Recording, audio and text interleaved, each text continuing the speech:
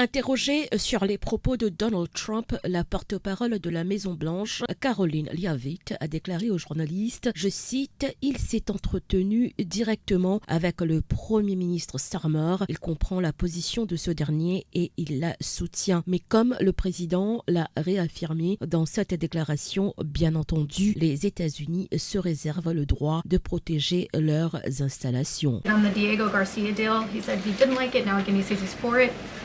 He spoke with Prime Minister Starmer directly. He understands Prime Minister Starmer's position, and he supports it. But as the president reiterated in that statement, of course, the United States reserves the right to protect our assets. We still have a military base, of course, on the island of Diego Garcia. And so the president reiterated to the Prime Minister and to all of you that the United States will never waver, if necessary, in protecting our assets anywhere in the world, but including on Diego Garcia.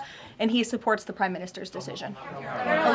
L'accord annoncé initialement l'année dernière prévoit que le Royaume-Uni transfère la souveraineté de l'archipel des Chagos tout en louant en retour la base militaire conjointe située sur la plus grande île Diego Garcia pour une durée initiale de 99 ans.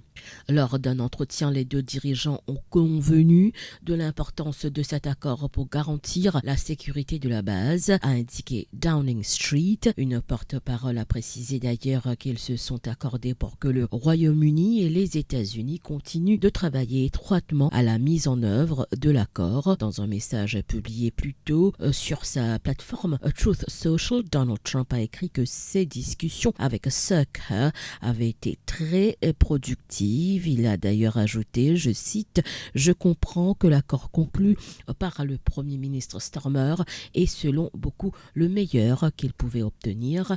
Toutefois, si l'accord de location venait à l'avenir à échouer ou si quelqu'un menaçait ou mettait en danger les opérations, les forces américaines sur notre base, je me réserve le droit d'assurer militairement la sécurité et de renforcer la présence américaine à Diego Garcia, a-t-il déclaré.